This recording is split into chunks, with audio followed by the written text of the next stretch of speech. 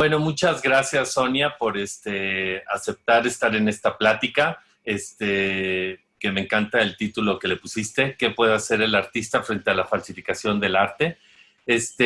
Y bueno, nada más una pequeña introducción.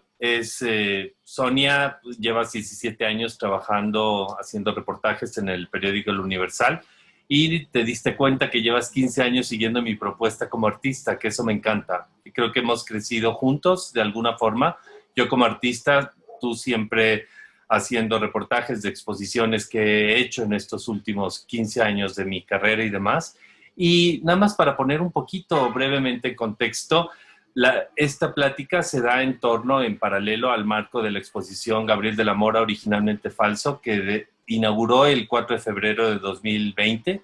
Iba a estar programada para que cerrara el 26 de abril, pero debido a la pandemia se extendió hasta el 25 de octubre y ahorita me acaban de confirmar que se extiende hasta el 14 de febrero de 2021, que realmente va a estar un año en este gran museo que es el Museo Nacional de Arte, el MUNAL, en el Centro Histórico, en Tacuba 8, y se puede visitar hasta esa fecha, el 14 de febrero, y bueno, ha habido interrupciones por la pandemia, pero es bueno hablar o checar en la agenda del MUNAL, en la página web sobre la exposición. Y nada más rapidísimo el proyecto inicia en 2011, lo inicio con Francisco Reyes Palma, y la idea básica del proyecto era cuestionar la originalidad, el falso, en obras de arte, y junto con Francisco Reyes Palma la idea era sacar del mercado, localizar obras que hayan sido vendidas como originales, pero resultaron falsas y fueron compradas por colecciones públicas y privadas en México y en el extranjero, intercambiarlas por una obra mía y a través de un proceso de destrucción, transformarlas en un original mío y reinsertarlas en el mercado. Este fue un ejercicio, una exposición, una serie que empezó como una serie. Creí que iba a terminar en 2011, pero así como nos costó trabajo iniciar el proyecto y que la gente creyera, porque en el momento en que escuchaban la palabra falso, instituciones y coleccionistas cerraban la conversación y nadie quería hablar de esto, del tema, pues empezamos a ver que abríamos una puerta, la cerrábamos, pero se abrían muchas más. Entonces, llevo ya 9 años trabajando en este proyecto y en el MUNAL, pues hubo un giro muy fuerte porque la idea era entablar un diálogo con la colección del MUNAL y esta exposición son 62 obras que se presentan con una curaduría de Abraham Villavicencio y son 34 obras falsas que fueron intercambiadas o negociadas o donadas al proyecto. Las transformé en originales mío y varios de los autores, pues hay autores que tiene la colección del MUNAL y por eso se generó un diálogo con la colección del MUNAL. Hay 15 obras de la colección del MUNAL y 14 obras falsas que son parte de mi archivo, que quizás son latentes a poder ser transformadas, pero quisimos mostrar al público pues originales de la colección del MUNAL, en diálogo con obras falsas que son de mi archivo, que para que no haya confusiones se decidieron poner en vitrinas en forma horizontal, y el diálogo de las originales del MUNAL están en diálogo con obras falsas que transformé en originales míos y están presentados. Pero a grandes rasgos es esto y arrancamos, ¿no? Bueno, en primer lugar, muchas gracias, Gabriel. Gracias también al Museo Nacional de Arte por esta invitación. Me da mucho gusto hablar de un tema que en efecto ha sido uno de los temas que más he trabajado en mi carrera como periodista cultural en México, que tiene que ver con la falsificación, que tiene que ver con el plagio, que tiene que ver con la estafa, en el caso de las obras de arte específicamente.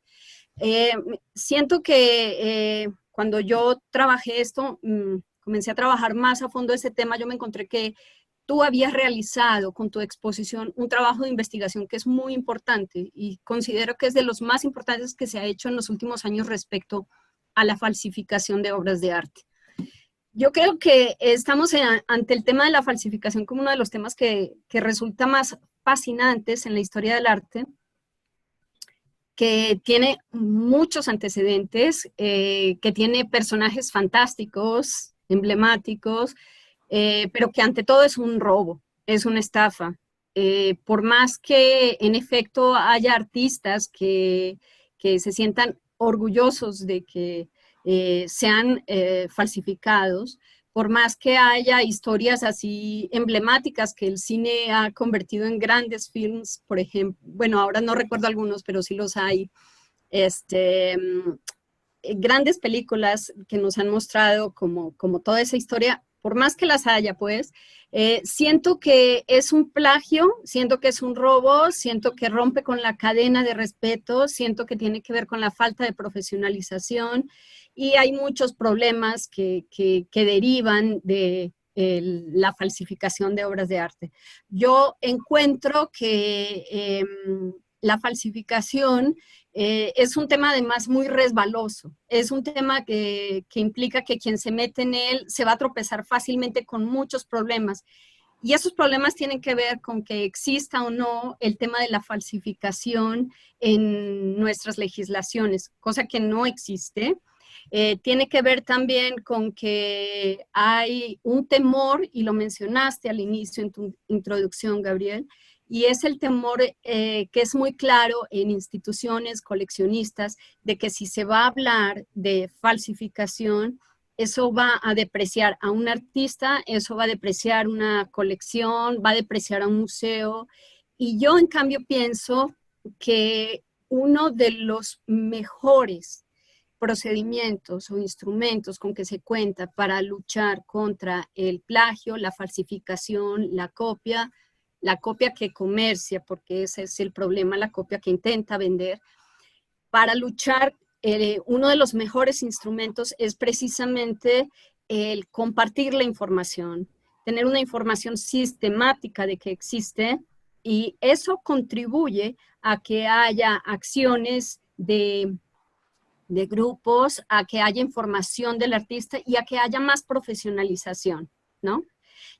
A mí me gustaría contarles que durante varios años he tenido entrevistas, he tenido también acceso a casos a los cuales damos seguimiento desde el periodismo. Yo trabajo en la sección de cultura del periódico El Universal y allí hemos dado cuenta de muchas historias. Y pero a mí no me gusta quedarme en los lugares comunes y a veces nos quedamos en los lugares comunes de decir hay muchos falsos o nos quedamos en el lugar común de decir pues es la misma historia, siempre llega alguien que dice es que Frida fue muy generosa, mi padre era carpintero, mi padre era electricista, nos regaló una obra y como los galeristas, como las personas que han investigado acerca de su obra, lo han documentado, pues ese no es el caso y ese no es el proceso. Así que dentro de estas historias de falsificación y de plagio hay muchos lugares comunes y hay que romper con esos lugares comunes. Yo he encontrado que los artistas, los vendedores de arte, los galeristas, que son más profesionales, siempre tienen, yo creo, uno de los instrumentos fundamentales para luchar contra la falsificación, y es el tema del archivo. Yo recuerdo que tú también hablaste, por ejemplo, con Mariana y Alejandra de la Galería de Arte Mexicano. Gabriel, cuéntame un poco cómo también ellas, qué te decían acerca de su archivo, y yo también te cuento un poco lo que he encontrado sobre la importancia de los archivos. Sí, bueno, después de haber roto la barrera del silencio, de que nadie quiere hablar, y creo que lo dices muy bien, para poder empezar a trabajar en contra de las falsificaciones de arte, se tiene que hablar. Y todo mundo lo que hace es no hablar de ello. Cuando entré en confianza con ellos y vieron que era un proyecto serio, que iba a respetar el anonimato que me pidieran o poder decir los nombres de la gente que sí aceptara que su nombre entrara dentro del proyecto, me acerqué a galerías, instituciones y casas de subasta. El haberme metido y ver los archivos de falsos que ha llevado en este caso la GAM, que es la primera galería reconocida en México como galería de arte, desde 1930 y tantos, si no me equivoco. El archivo que inició Inés, la mamá de Mariana, es extraordinario, es fenomenal, es increíble. Y era sorprendente ver la cantidad de falsos que a través del tiempo se fueron registrando en estos archivos.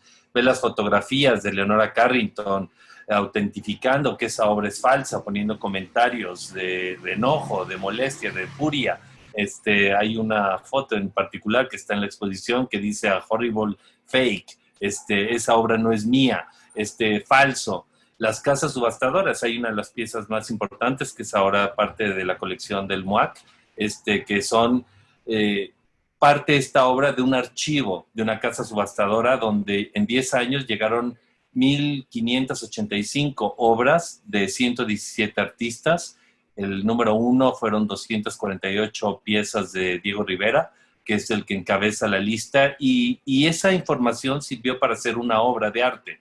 Y estoy seguro que hay casas subastadoras o galerías que tienen archivos y en 10 años pudieron haber tenido más de 2,000 o 5,000 obras falsas que llegaron a querer ser autentificadas, y lo que ellos hacían era fotografiarla por el frente y el reverso, fotografiar el detalle de la firma. A veces en el archivo ponen el nombre de la persona que lo llevó o el nombre de la institución que lo llevó a autentificar, pero no pueden destruirla, no pueden marcarla, porque legalmente pueden tener consecuencias desagradables para el autor supuesto de la obra, y hay un chorro de cosas que las mismas leyes limitan, y no se puede parar ahí. Esa obra seguirá circulando.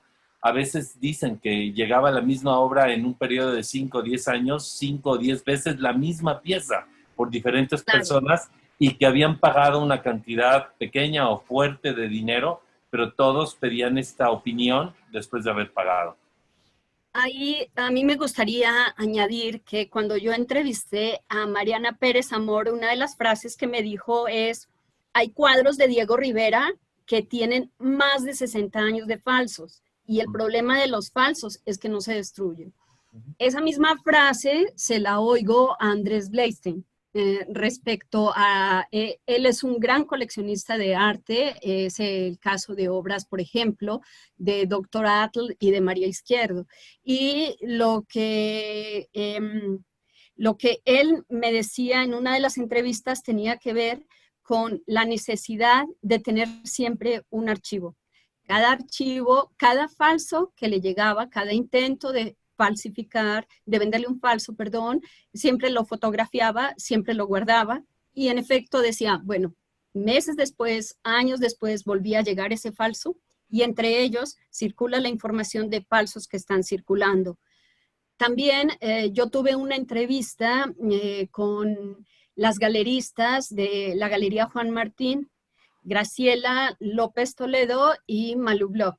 Ellas hablaban específicamente del caso de Francisco Toledo, y ellas tienen todo un archivo impresionante, es inmenso, de falsos de Francisco Toledo, ¿sí?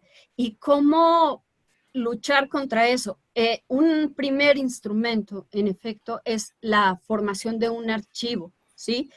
Cada galería lo tiene, pero de maneras muy informales, desafortunadamente. Esas no son informaciones que se estén sistematizando, ahora sí que en nuestro sistema de arte. Todo lo que pasa con el tema de la falsificación todavía no llega a esos niveles de profesionalizar tanto nuestros archivos, la clasificación de la información, la circulación de la información, el conocimiento, el detalle de esa información, el tipo de formas de falsificación que hay, las etapas en que se falsifica a un artista, por dónde circuló, cuántas veces llegó, a quién le llegó. Y estamos hablando solo de la Ciudad de México. Lo que vemos en el resto del país es una locura. Y si nos vamos a distintos géneros de arte, también nos encontramos con algo más desproporcionado todavía. Y eso tiene que ver con el tema de la escultura. La escultura, y sobre todo en los últimos años, hay una falsificación que ha llevado a muchos artistas a emprender procesos jurídicos, y esas son otras de las acciones que se están llevando a cabo, y vale muchísimo la pena tomar en cuenta todo lo que se ha hecho. Yo quisiera, de mis entrevistas, citarte algunas frases que nos pueden hablar un poquito de esos procesos, contrastes, abismos que existen. Y recuerdo mucho, por ejemplo, que Rafael Matos decía, casi todos los falsos tienen firma. Nunca he visto un falso sin firma, pero lo más fácil de falsificar es la firma. Así que tener una firma, en efecto, no garantiza nada, ¿sí? Tengo otro caso, que es el caso de Gabriel Weiss Carrington. Dice, las sospechas se levantan cuando es un cuadro sin historia. Y es eso otro de los temas que tiene que alertar a quien compra, a quien está en el mundo del arte, a quien está interesado por iniciar una colección. Tener la historia de una obra de arte es fundamental, tanto como la obra misma. Si no hay historia, hay que empezar a sospechar. Gabriel también decía, el artesano tiene derecho a buscar ser artista, pero no montado sobre otro artista. Y eso me lleva a hablar un poco de todas esas formas de falsificación que existen. Es decir, falsificar no es simplemente llegar y copiar una obra más. Es más, insisto, la copia no es un delito en sí.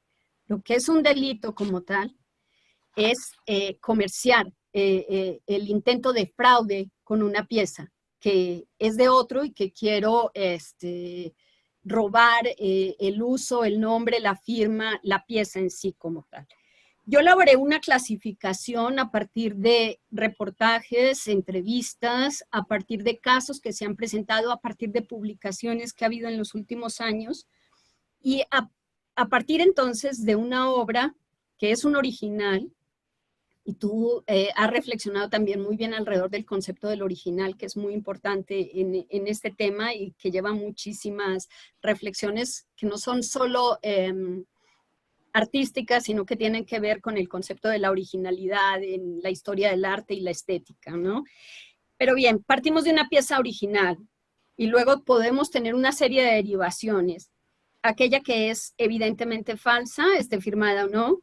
Luego aquella que tiene un origen dudoso y a veces es por la calidad, a veces es porque se desconocen los antecedentes.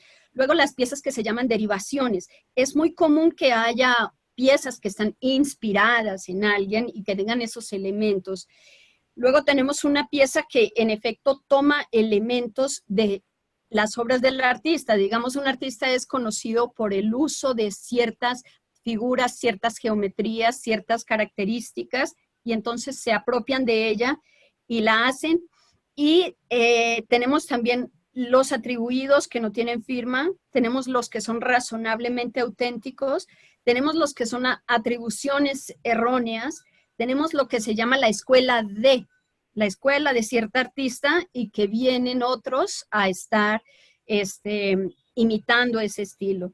Tenemos la que el artista no reconoce y que sí es suya. Tenemos la que el artista reconoce, pero que no es suya. Tenemos una obra auténtica modificada, porque el propio artista puede, en un momento dado, cambiar una obra, ¿sí? Y eso vive otro proceso. Tenemos una escultura original producida a partir del robo. Una pieza se roba y se le saca todas las etapas, todo el proceso y se crea una nueva. Eso es distinto a la siguiente forma de copia, que es la de la escultura, que se basa en los moldes. Los moldes se deben destruir, pero no todo el mundo los destruye. Luego tenemos esculturas que parten del original del artista. Luego tenemos las reproducciones póstumas. Y esto es un problema muy ambiguo, muy grave, porque se dejan hojas firmadas, papeles firmados, o se deja autorización de reproducciones de determinado número, pero ¿quién controla que ese número se cumpla y que ese número no escala? Y ese número suele escalar, ¿sí? Tenemos también ediciones tardías sin firma. Tenemos piezas semejantes a un original que es, como se dijo antes, la que toma elementos del artista, se oferta como copia. Tenemos también casos que se presentan muy controvertibles con lo que tiene que ver con la venta en cruceros, donde no hay fronteras, donde no se controla a qué territorio y qué legislación se está apelando en esos casos. Tenemos el caso de tener exhibiciones autorizadas de reproducciones de artistas que se van informando como la obra del artista. Aquí se exhibe la obra del artista y sin embargo no son las obras. Así que hay mucho de eso, muchas formas y no hay controles, desafortunadamente. No tenemos una legislación contra la falsificación y yo quiero decirte que una de las cosas que yo encontré es que exactamente hace 150 años existió un código penal para la Ciudad de México y para Baja California y que ese código penal contemplaba la falsificación. En este momento no se contempla en ninguna de nuestras legislaciones la falsificación en sí, pero lo que sí hay es legislación que protege el derecho de autor. Sin embargo, es muy difícil perseguir el delito de la falsificación como tal, ¿sí? Y faltan también en la fotografía los negativos, que pasaría lo mismo que con los moldes de las esculturas o con... Aquí entra mucho también la parte de ética de un artista, ética de un galerista, ética de una institución, ética de un estate o las personas o herederos, ya sea familia o instituciones que heredan los derechos de los artistas que pueden reproducir. Yo creo que todo se puede hacer dependiendo qué diga el artista y también mencionando que fueron impresiones o reproducciones después de la muerte del artista que están estipuladas o dejó por escrito de esta manera o que la fundación decidió hacer, pero obviamente porque en el mercado va a repercutir en el precio.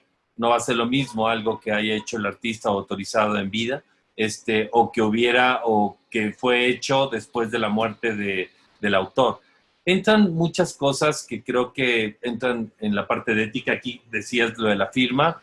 Hay muchas piezas y que están ahí en el MUNAL donde el falsificador o pone una falta de ortografía como Leonora Carrington con acento en la O o una doble firma para como decir no tiene una, tiene dos. Un Dr. Arthur que se borró y está puesto en la exposición. Hay una copia que fue vendida como un original que entra dentro de tus categorías. Y Francisco y yo hasta a veces ya nos daba hasta risa de decir las cosas que jamás imaginamos que podían ocurrir. Hay también falsificaciones de falsificadores, que como tú dijiste, se hicieron famosos por el caso del Mir de Hori con Orson Welles, la película F de Fake, en el libro que se publica y demás. Entonces ya hay obras falsas de falsificadores que se hicieron famosos por todas estas historias que van dando, y hay un sinfín de clasificaciones que, como decimos, 45 minutos no nos da para poder hablar en un tema nuestras llamadas telefónicas han sido de Francisco hasta de 3 horas, ya me dolía la oreja y tenía que cambiarme el teléfono para varios lados, nosotros también, y creo que es una situación, por ejemplo, yo como defino el falso, es pretender ser algo que no es. Hay una definición que encontré en una exposición Falsos Verdaderos en el Museo de Arte de Girona, donde dice que un falso es un artefacto mentiroso, creado, manipulado, con una premeditada voluntad de engaño, intencionalidad fraudulenta y afán en beneficio económico. El falso es un objeto que goza de la ilusión de la autenticidad mientras no se le desenmascare. Es un fraude, un agente tóxico y distorsionador del arte, del patrimonio cultural y de las narraciones históricas. Y por ahí dicen los entendidos que no hay falso que reste impune durante más de una generación. Esa definición me gustó porque creo que resume muchos de los puntos y el mal que genera una falsificación y que ni instituciones, ni autores, ni artistas hacemos nada. Los coleccionistas que compran un falso pues tratan de revenderlo para recuperar algo de lo que gastaron o invirtieron, que a veces son fuertes sumas de dinero. Y esto de que dicen que un falso no quede impune más de una generación, creo que no concuerdo, pero me llamó la atención porque lo mencionan. Hay falsos me gusta, y yo lo sumo a una frase que yo tengo. ¿Quién, a sabiendas de que tiene un falso, no busca sino venderlo, no colgarlo? Quiere engañar, quiere sacar algo. O sea, un falso no lo tienes colgado, a no ser que tú, no lo tienes colgado como un original. Sí. ¿Sí? A no ser que estés tratando de engañar. Y si Sí, estás tratando de engañar, es que buscas colocarlo, venderlo, hacer algo. Yo creo que a esas formas, por ejemplo, que te mencionaba de falsificación, yo añadiría el uso de la información. En las últimas semanas lo que vimos es que se suscitó la noticia de que a finales de junio de este año se había producido un asalto a un coleccionista en la Ciudad de México, un coleccionista que no era conocido, pero denunció que le habían robado una obra de Frida Kahlo y una obra de Rufino Tamayo. Presentó el nombre de la obra de Frida Kahlo y esa obra estaba exhibida en ese momento en los Estados Unidos. Va, uno se pregunta, ¿cuál es el proceso que quieres generar? ¿Para qué empiezas a hablar de que tienes una obra que te robaron? ¿Para qué metes el tema? ¿Sí? O sea, el tema lo estás metiendo porque el tema abre la puerta a la falsificación de las obras. El tema abre la puerta al engaño. El tema abre la puerta a decir, por ahí afuera está circulando esta obra. Por eso, otra vez, lo más importante es que circule la información.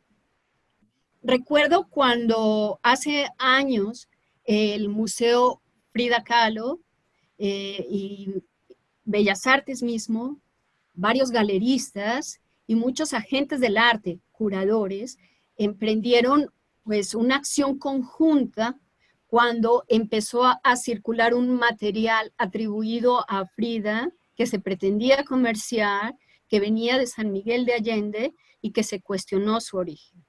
Hubo con ese material una acción, desafortunadamente no se siguió, pero una acción que en ese momento pareció importante y fue el trabajo conjunto de instituciones y diferentes agentes que tenían que ver con la obra de un artista. Ese tipo de acciones lo que consigue es justamente demostrar y hacer público que hay profesionalismo, que hay seguimiento, que hay acciones para atajar, que se pueden emprender acciones penales para que eso no se haga. Probablemente en efecto no está, probablemente en efecto es una contradicción, pero en efecto no aparece en nuestra legislación hoy el tema de falsificación. Pero lo que sí hay es el fraude, ¿sí? Y luchar contra el fraude cuando se está intentando cometer un fraude con un original artístico, eso sí es posible. Yo creo que también hay otro instrumento al que han apelado otros artistas, fue el caso de Jorge Marín. El escultor ha hecho un trabajo que me parece muy interesante y fue registrar ante el INPI, ¿sí? su marca. Registrar ante el INPI le permitió emprender una demanda, ahí sí, y que se persiguiera el tema del intento de comerciar con su marca, ¿sí? ¿Por qué? Porque con su firma no bastaba, porque en efecto, como dice Matos, la firma se copia, pero si copias una marca, ahí sí tienes como perseguirla. Esos también han sido parte de los esfuerzos que han hecho muchos artistas y yo creo que vale la pena seguir esos casos y otra vez documentarlos, informarlos, socializarlos. Esa es una Difundirlo manera en de las que redes se sociales combaten. hoy por hoy y que pudieran, por ejemplo, no sé si casas de subastas o las galerías o los propios artistas que puedan tener en sus páginas web o en sus Instagram o algo así, un segmento donde puedan publicar y hacer visible esas obras falsas para que no puedan ser vendidas. La mayoría de las personas que compran una obra falsa como original ya hacen una galería, porque hay galerías que hasta siguen abiertas a la fecha, que han vendido falsos, pero no pudo demandar en el caso de un coleccionista, de un Tomás Sánchez, que está parte de la serie, no en el Munal, pero porque ya habían pasado los 15 años o no sé cuál era el tiempo para poder ejercer una acción penal en contra de algo así. Hay una pieza, un Mario Carreño, que ahí sí el coleccionista que es ecuatoriano es un caso que se hizo público porque él se fue hasta las últimas consecuencias, pero casi ningún coleccionista donde él invirtió $155,000, lo compró la obra un Mario Carreño, fechada en 1941, en 1999, 5 años después lo quiere subastar porque ya la pieza estaba cotizada como en $500,000, $500,000, algo así. Dos casas de subastas en Nueva York importantes. Ambas le dicen que la obra pues, es de dudosa procedencia, no cuadra la firma, no cuadra el aspecto técnico. Paga $10,000 para un investigador en Cuba. Va y resulta que la obra es falsa. Va a la galería donde la compró en Miami con la factura y todo, y dice, por favor, esto es falso, ya está aquí probado, devuelve el dinero. No le devuelve el dinero y le dice, te voy a dar obra a cambio. Dice, lo que tú me des para mí ya es falso, yo quiero el dinero o me voy a ir a las últimas consecuencias. Demanda, le salió otros tantos miles de dólares la demanda, la gana, saca del mercado a este galerista, la galería cerró, no puede tener ningún contacto con ninguna cuestión que tenga que ver con arte. Se hace público en periódicos y revistas, y esa para mí es una de las obras principales que abre la exposición en el MUNAL. Toda la documentación y el archivo me lo dio, es parte del archivo de la serie que me quedé. La obra es maravillosa, y todavía él decía que pues, me la daba para el proyecto, y que él fuera la primera persona cuando ya le interviniera, cuando ya le hicieron un original mío. Le dije, de ninguna manera va a costar el dinero que pagaste por tu falso. Y dice, no importa, es un falso que sé que es falso, pero es un muy buen falso y me gusta. Pero vamos a ver si puedo comprar yo la pieza, y para mí hubiera sido genial que se cerrara el círculo, donde volviera a comprar otra vez esa obra, pero ya no como un falso Mario Carreño o un original de Mario Carreño que resultó falso, sino como un original mío. No sucedió eso, lo compró otra persona, pero al final de cuentas te das cuenta que la mayoría de los coleccionistas, pues a veces, como dices tú, les puede gustar el falso, pero hay una historia y mucho dinero invertido detrás, pero muy poca gente se atrevió a ir a las últimas consecuencias, y otros que quisieron hacer lo mismo ya no podían porque las mismas leyes ponen un periodo de caducidad para poder generar una acción en contra. Y por eso no creo en que no dura más de una generación, puede durar años, más de 100 años quizá a veces, y eso va generando una pátina, y dependiendo de dónde está exhibido, pues va generando cosas, ¿no? La verdad es esto, yo debo decir que no hay absolutos. En efecto, pues cada artista es una historia, y con cada artista ha habido casos muy distintos. Uno de los instrumentos más importantes para luchar contra la falsificación es generar catálogos razonados.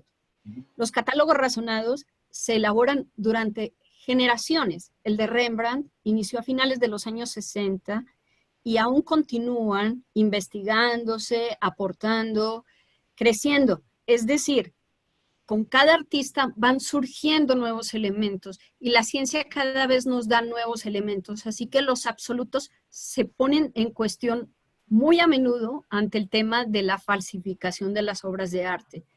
Lo cierto es que uno debe reconocer que y quienes son investigadores, quienes son especialistas, están contribuyendo mucho.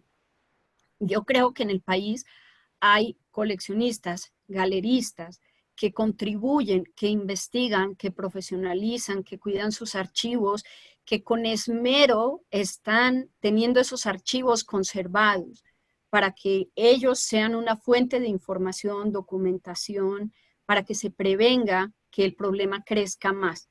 Yo lo que propongo es que la información alrededor de la falsificación circule mucho más, sin temor a que eso desprestigie a un artista.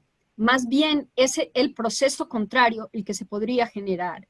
El hecho de transparentar, el hecho de evidenciar cuánto se investiga, cuánto se cuida, va a profesionalizar nuestro proceso artístico y va a contribuir a que un artista esté más prestigiado, tenga más prestigio, pues, o sea, y no desprestigiado, que sería lo opuesto que podría pasar.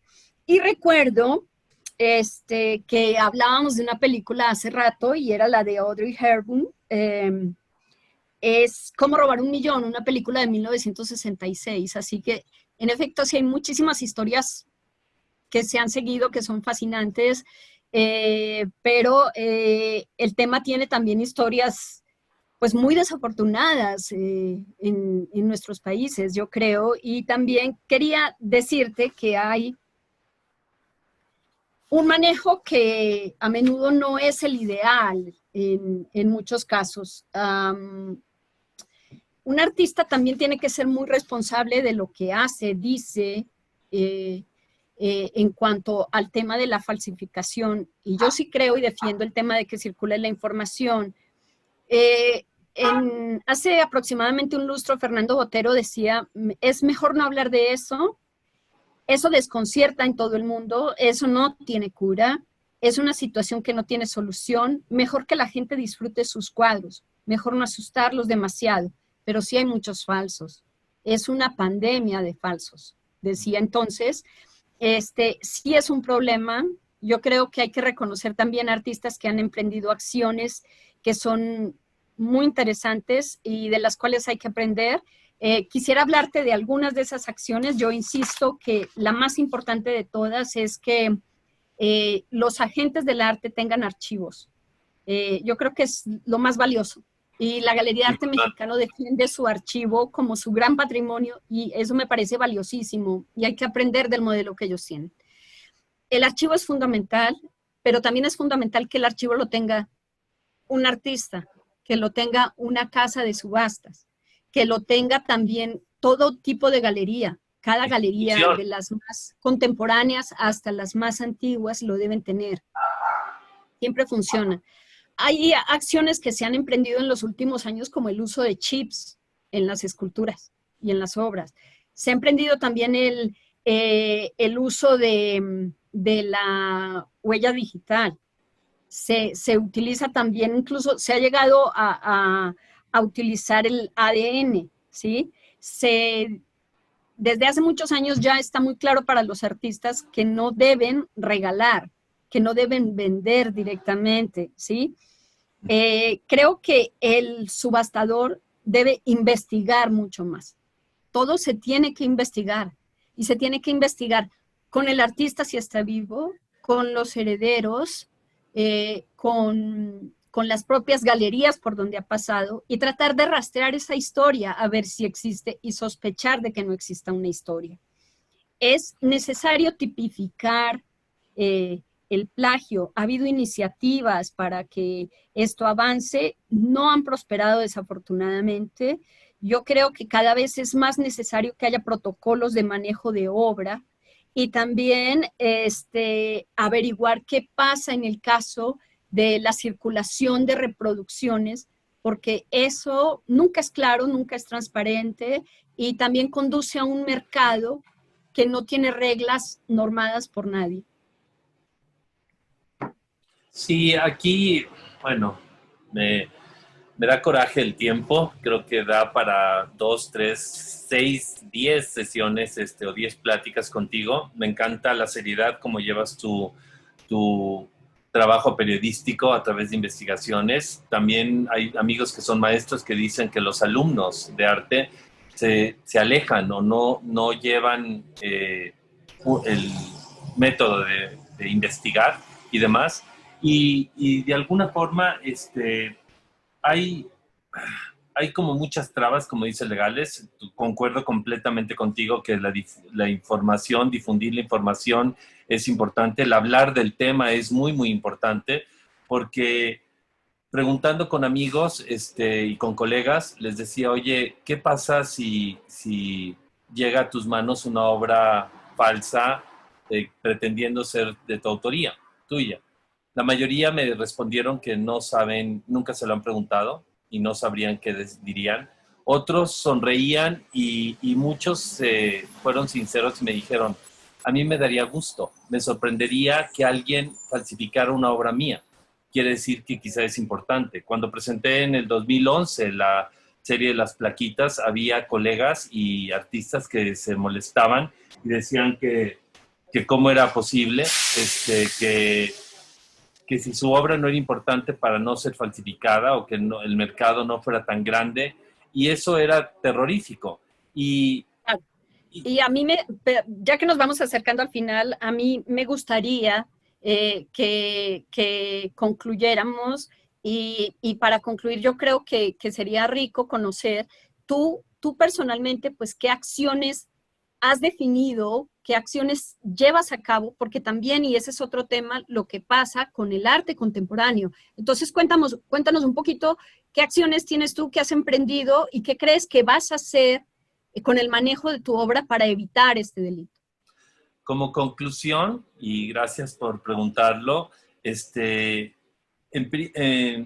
hace Gabriel de la Mora frente a la falsificación de arte? Número uno, creo que el haber conocido a Francisco, el haber hecho este proyecto, definitivamente me hizo acceder a los archivos y a cuidar mucho más mi archivo personal.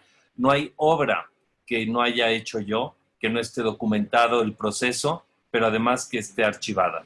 O sea, si una obra no está en mi archivo, pues no es mía.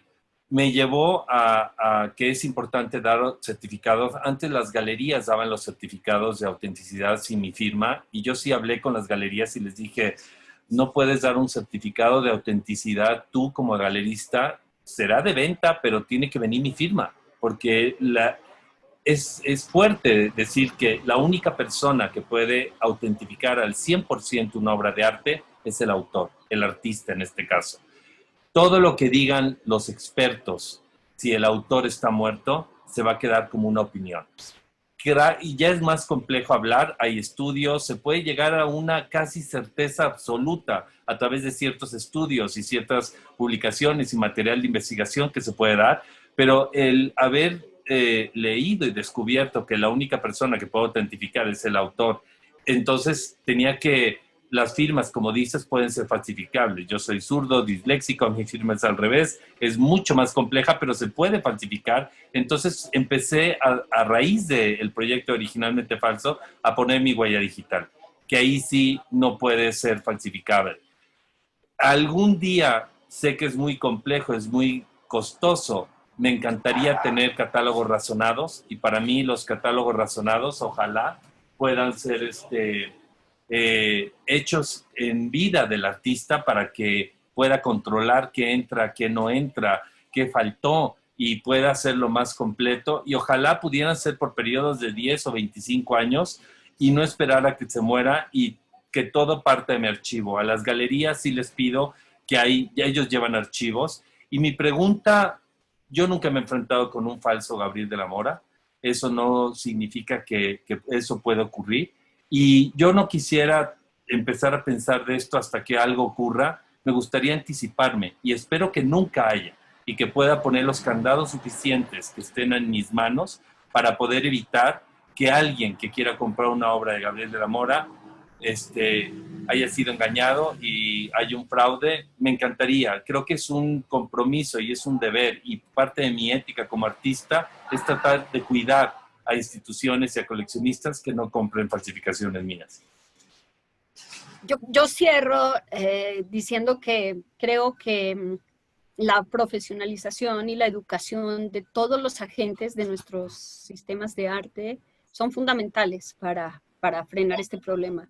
Yo insisto que la circulación de información no nos debe espantar. El hecho de que hablemos mucho de falsos no significa que estemos llenos de falsos, ¿sí? Eso no es así. Es una realidad que la hay en arte antiguo, la hay en arte religioso, la hay en arte prehispánico, la hay en arte de los siglos XIX y XX, y la hay en arte contemporáneo. Los artistas contemporáneos, también tú y muchos otros, pues nos están enseñando muchas cosas sobre este problema. Yo creo que tu trabajo atina al colocar el tema en primer plano, y eso me parece fundamental.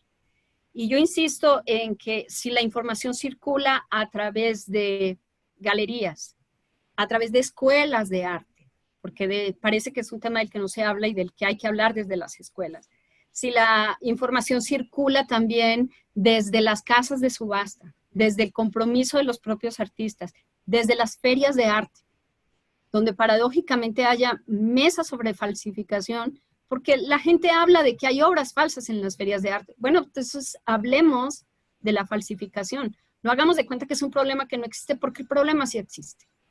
y es un problema que requiere que se actualicen legislaciones, que se actualicen normas, que las instituciones investiguen.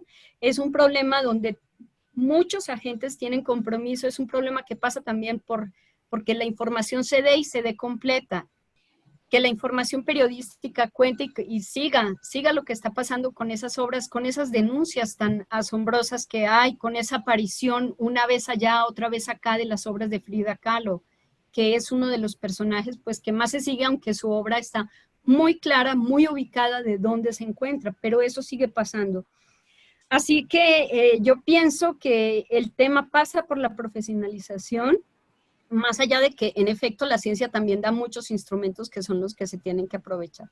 Y bueno, creo que la exposición tuya en el Museo Nacional de Arte, que va a estar hasta febrero 14, significa una gran oportunidad para continuar aprendiendo del tema, debatirlo, y muchas gracias a ti y al Museo Nacional de Arte por esta invitación, Gabriel. No, muchas gracias también a ti y también es bueno que las instituciones también hablen y creo que pues es un tema que ojalá disfruten la exposición, que los deje pensando y que los emocione también y pues gracias por haber hecho esta plática posible y gracias al MUNAL también por haber hecho esto posible. Hasta luego. Bye.